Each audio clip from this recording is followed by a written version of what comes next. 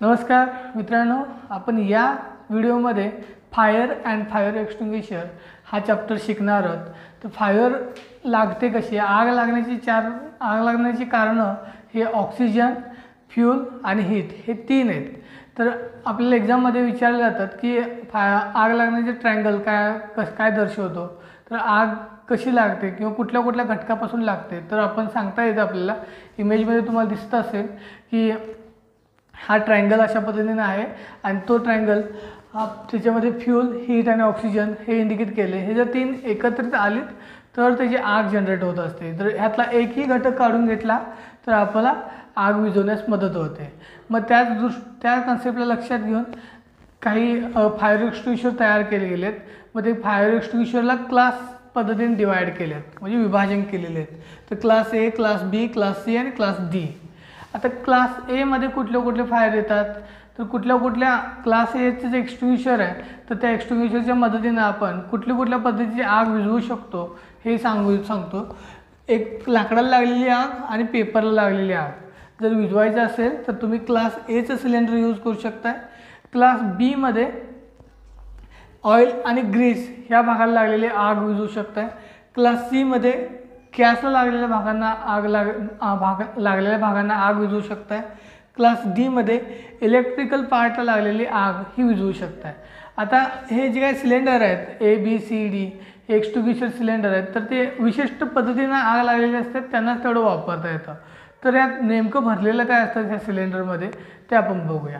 Class A मध्ये आपण बघितलं की लाकडाला लागलेली आग किंवा पेपरला लागलेली आग ही विझवण्यासाठी आपण खास करून पाण्याचा वापर करणार आहोत, म्हणजे वाटरनं देखील आपण ही आग विझवू शकतो।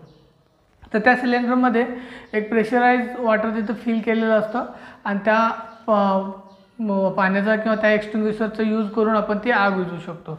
सुरुवातीला आपल्याला काय करायचं आहे की ते एक्सटिंग्विशरचा जो नोझल आहे तो नोझल आपण आगीच्या तळाला धरणार आहोत आणि आगीच्या तळाला धरल्यानंतर पहिल्यांदा ग्राउंड फ्लोअर जे काय आग तळाला लागली असते ती विझवायची आणि नंतर मग त्याचं वरती काय लागत असेल तर ती विझवायची। अशा पद्धतीने विझवल्यानंतर ती आग कंट्रोलमध्ये येऊ शकते। सेकंड वन, गॅस, ऑइल आणि ग्रीस क्लास बी मध्ये येतात।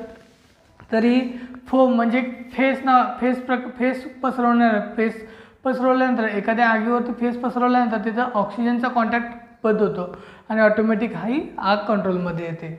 तर फोम ह्या पद्धतीने भरलेली एक सिलेंडर असणार आहे आणि ड्राय पावडर किंवा CO2 हे देखील फिल केलेले एक सिलेंडर असतात। त्याच्या माध्यमातून आपण ही क्लास बीची आपण आग विझवू शकतो। आता बघूया क्लास सी म्हणजे गॅसला लागलेली आग, जसं की आपल्याला LPG गॅस असेल किंवा आपल्याला बघितला तर तो कंपनीत वेगवेगळ्या पद्धतीची गॅस आपण वापरतोय तर त्यांना लागलेली आग असते, तर ती विझवण्यासाठी आपण क्लास सी टाईपचं एक्सटिंग्विशर वापरतोय आणि त्याच्यामध्ये ड्राय पावडर असते। ड्राय पावडर ती पण काय करणार आहे, या ऑक्सिजनचा कॉन्टॅक्ट बंद करून टाकणार आहे आणि मग ती आग कंट्रोलमध्ये आणता येते। ह्याच पद्धतीने आपण क्लास डी बघूया। क्लास डी मध्ये इलेक्ट्रिकल आग लागते, जिथे इलेक्ट्रिकल साधनं असतात, जसं की मेन स्विच असेल किंवा मशीनचे बोर्ड्स असतील किंवा मशीनच्या मागच्या बाजूला पॅनल्स मोठे असतात, तर त्यांना आग लागते, शॉर्ट सर्किट होतं।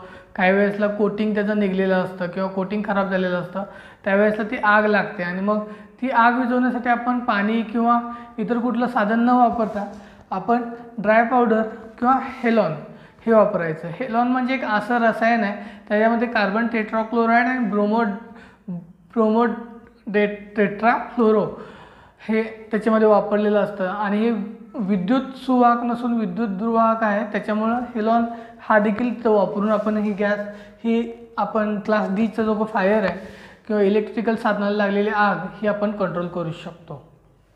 तर या पद्धतीनं आपण ह्या व्हिडिओमध्ये फायर अँड फायर एक्सटिंग्विशर ह्याच्याबद्दल माहिती घेतलो। त्याचसोबत आपण आता एक ॲनिमेशन ह्याच्यासोबत जोडतो, ते तुम्हाला एक्सटिंग्विशर कसा हँडल ऑपरेट करायचं हे तुम्हाला लक्षात येईल।